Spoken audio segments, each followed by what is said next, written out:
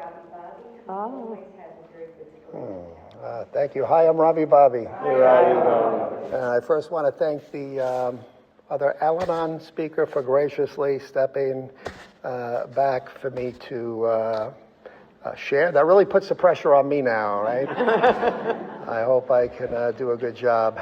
So, so I've been in Al-Anon now for 12 years, which that's a good number. You know, there's 12 steps, 12 years. If I only did one step a year, I'd be finishing up now, right? So it just shows you don't have to rush, one step at a time, one step at a year, 1 year at a time, and you're good. But actually, I came to Al-Anon through a different fellowship, through Nar-Anon, which is a similar, to me, I consider it a sister program. But my story really begins September 1st, 1965, because that's the day I was born into an alcoholic and codependent family. And they both did a number on me, both diseases. And so really the day I was born, I qualified for Al-Anon. I was affected by somebody's alcoholism right from the get-go. And but what I'll do is I'll fast forward to 2007 because that was an important year for me. That year, my 17-year-old son got into an IOP, which is an intensive outpatient program. And for those who are new, who don't know what that is, it's like a form of rehab, but you only go a few times. It's not residential, but it's still pretty intense. So what happened before that, I mean, I can spend the next 2 hours talking about, but I don't think I have to. Everybody here knows what it's like to have a family member who's either an alcoholic or an addict, so you know the craziness. And for me, it manifested in really making me crazy, trying to fix somebody that I was powerless over. So when he got to his IOP, that was a turning point. That was me letting go and realizing I was powerless. And it got him onto a different trajectory also. So his IOP had a family support group that met once a week on Wednesdays. And I was required to go. I really didn't want to go because I was very busy with work and so on, but it was a requirement. It wasn't an option. It was an adolescent program. If your kid was there, you had to go. But I did learn a lot. I learned, they had the steps up on the wall. That was my first introduction to the steps. I learned about boundaries, and I learned about the disease model of alcoholism and a lot of good things. And they also told me, they said, Robbie, your son is only going to be here for a few months, but he'll need ongoing support for a long time. You are going to be here for only a couple of months. You will need ongoing support. You need to start going to Al-Anon or Nar-Anon. I didn't know one from the other. Based on what my kid was doing, they said, we suggest you go to Nar-Anon, and that's where I went. And anyway, so what I would say probably the biggest thing I got from there was, and I worked really, my program for 7 years was just admitting I was powerless. That's all I did for 7 years. And what was important to me was to see that I was powerless, not because I was weak or not because I was stupid, that I didn't read the right books or try the right technique, but because we're all powerless. There were a lot of very smart people in my group. They were all admitting that they were powerless, and I understood the nature of powerlessness. And so that, now I want to point out something that in those days, Nar-Anon did not have their own literature. They used Al-Anon literature. We read from The Path to Recovery. To me, I was working the Al-Anon program, but just through another name. And but in those days, the groups I was going to, people weren't really doing the steps, and I thought working the program meant just going to meetings, and I got a lot out of that. But like I said, I used to joke that I worked a one-step program. Because and I needed that because I went from one kid with an addiction problem to 2 kids with an addiction problem to 3 kids with an addiction problem, and I only had 3 kids. I remember thinking, I'm glad I don't have 4. I'd have 4, addicts to deal with, and 3 was all I could take. So I know why I was focused on powerlessness, but it wasn't until I got into Al-Anon and admitted that my life was unmanageable that I realized those 7 years I was exaggerating, that I was working a one-step. I was working a half a step program. I admitted I was powerless. So my step one looks like this. 2007, I admitted I was powerless. 2014, and my life is unmanageable. It was like it may have been the longest step one in the history of program for all I know. But what got me into Al-Anon was there was an Al-Anon friend whose shares suddenly started to do this. And I was like, what is going on with you? You know, we were friends. That's like the getting more spiritual, more recovery. And she says, oh, well, I'm going to Al-Anon now and working the steps. And I thought to myself, I want what she has, but I don't want to go to Al-Anon. I want to just keep doing what I'm doing. So I said, maybe I can just pick your brain. I'll meet you at a diner before the meeting, and you can go over these steps with me. So we did that for a couple of months. She was very nice to give me some of the basics. And finally, she said, you know, if you really want to learn the steps, you should go to Al-Anon and get a sponsor. And she said, I know there's a men's meeting in Ridgewood that I hear this got very good recovery. And to this day, I always think that's very funny. A woman, you know, directed me to a men's meeting. And so I went, and what I found out when I got there was that there was a step meeting before the regular meeting. So that was perfect. I started doing the steps in this little step meeting. The guy who ran it was in program for decades. He was amazing. He had both AA and Al-Anon under his belt. And I would bring in notebooks and write down everything he said because everything was gold and I didn't want to forget anything. And as I was getting up to step 4, my friend asked me, do you have a sponsor yet? I'm like, no, I don't. I didn't want one. I was afraid a sponsor was going to put me out of my comfort zone. So she said, well, you know, up till now you can get away with it, but step 4, you definitely need a sponsor. So I asked the guy who was running the meeting if he would be my sponsor, and he said yes. And I said, okay, well, I never had a sponsor. What do I do? He said, well, just keep doing what you're doing. If you have any questions, ask me. And I thought, great, I don't have to do anything. You know how many times I called over the next year? 0. But I saw him at the meetings, but that kept it safe for me. I didn't have to, I was afraid outside of the meeting, he may ask me some questions that I don't want to answer.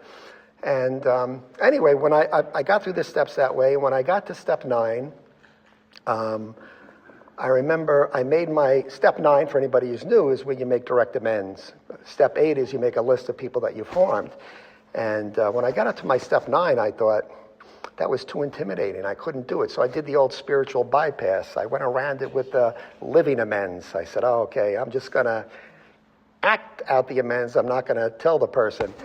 And but that's all I can do. That's all I could do at that time. And so I get through the steps.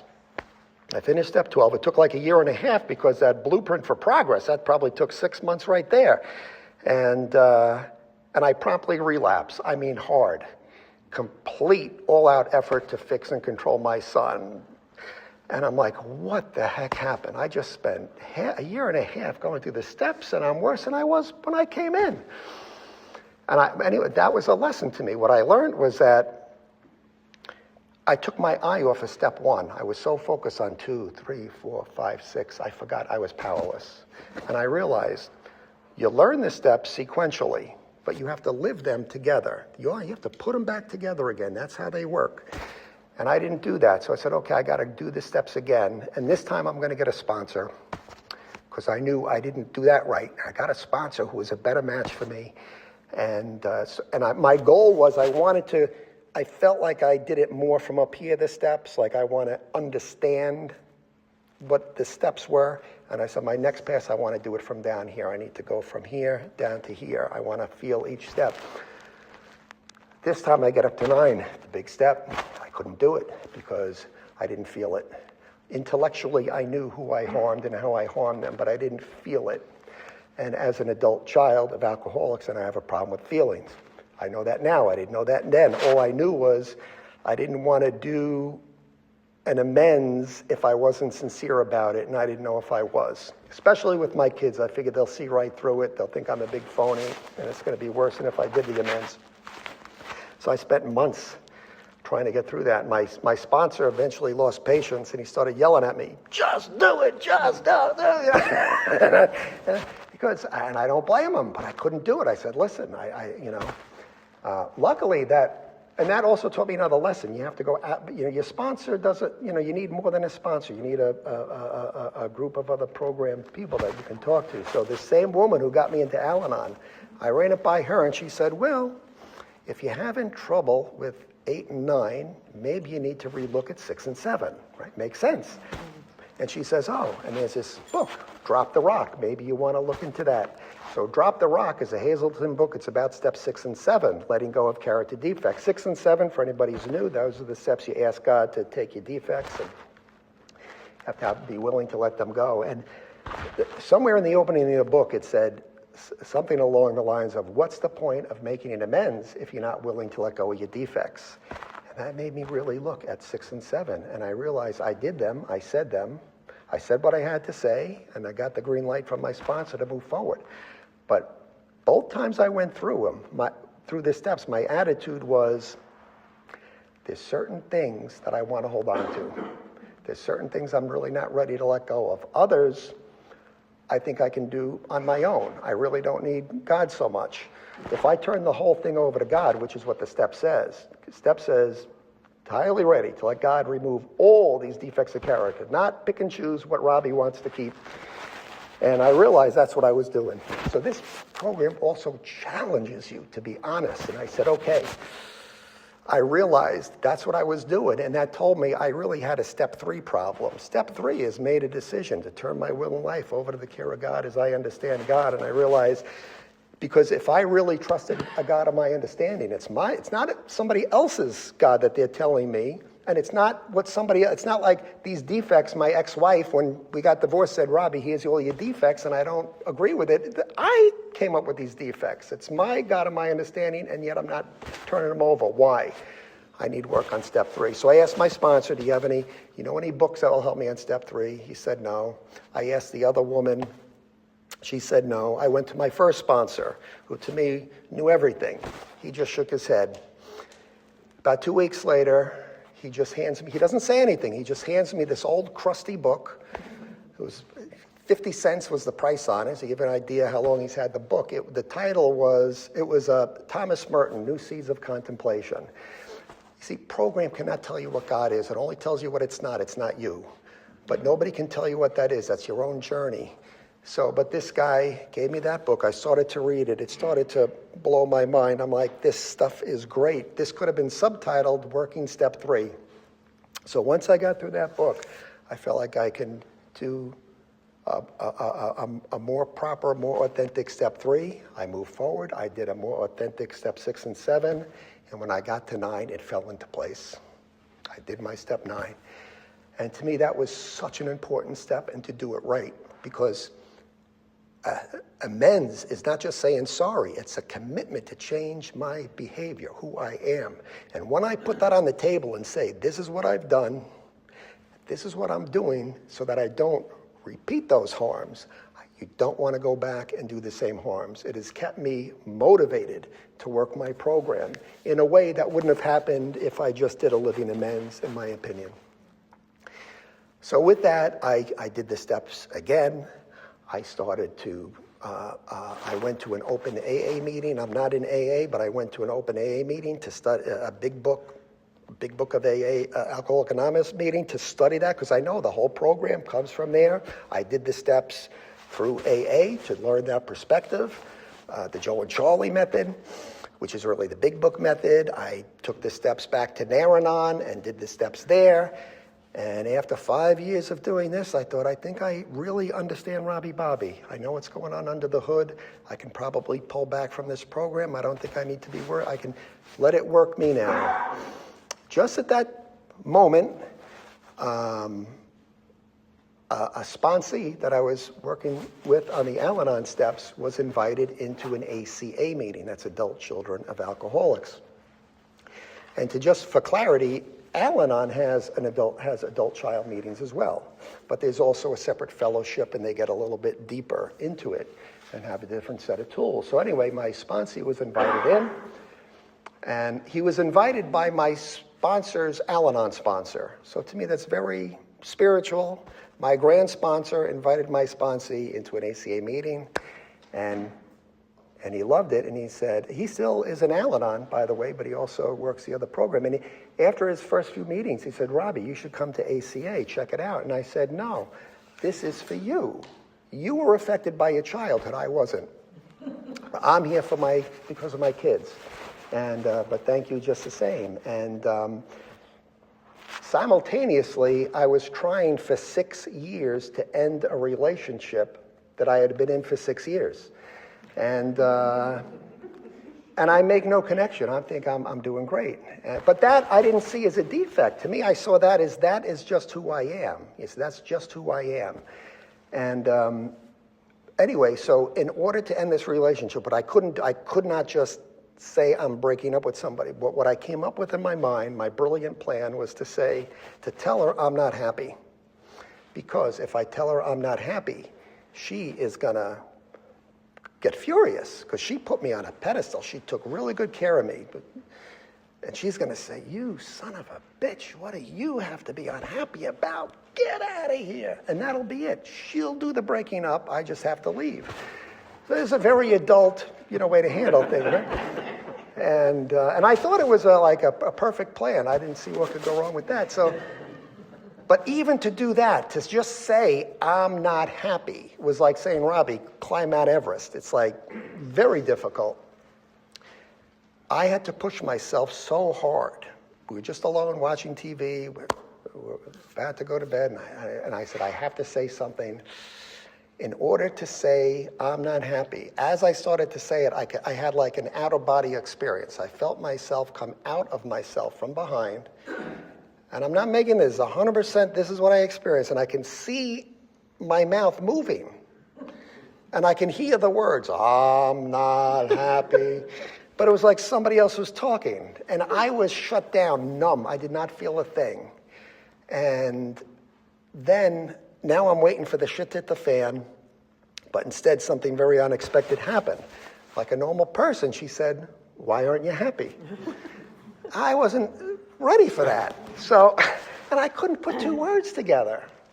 And the next day, I used my Al-Anon tools. Al-Anon taught me to drill down into things. So I said, I need to look down. And I saw I had those same traits going back to when I was 20.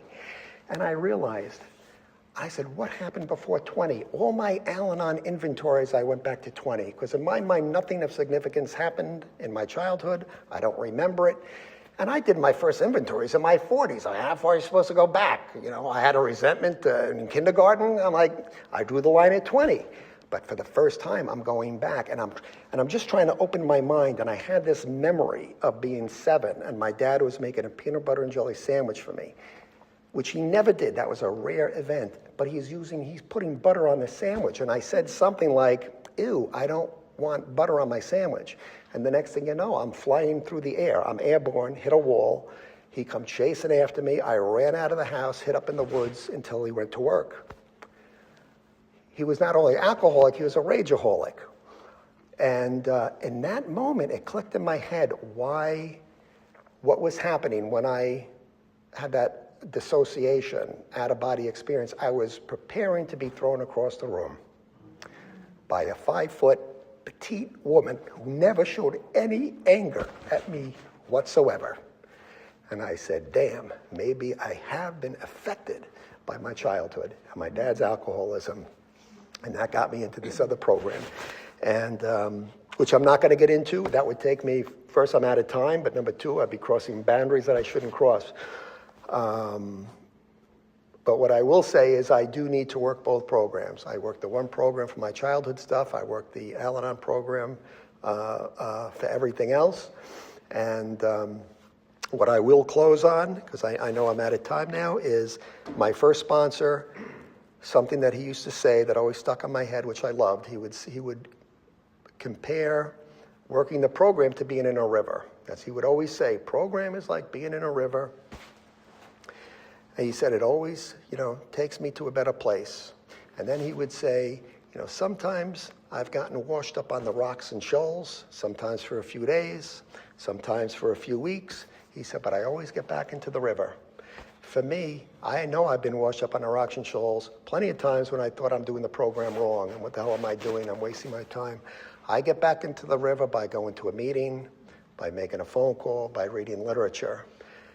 And then he would say, the most important thing is don't try to row the boat, like take your hands off the oars and just go with the river, go with the flow. That's higher power, that's God, and it'll take you to a better place. For me, I've been in program now, it's coming up on 19 years. It is continuously taking me to a better place, to unexpected places. And I'm excited about where it's going to take me next because I know, program is just has saved my life and given me a life. So thank you to Al-Anon. Thank you to all of you. Thank you for listening. Keep coming back.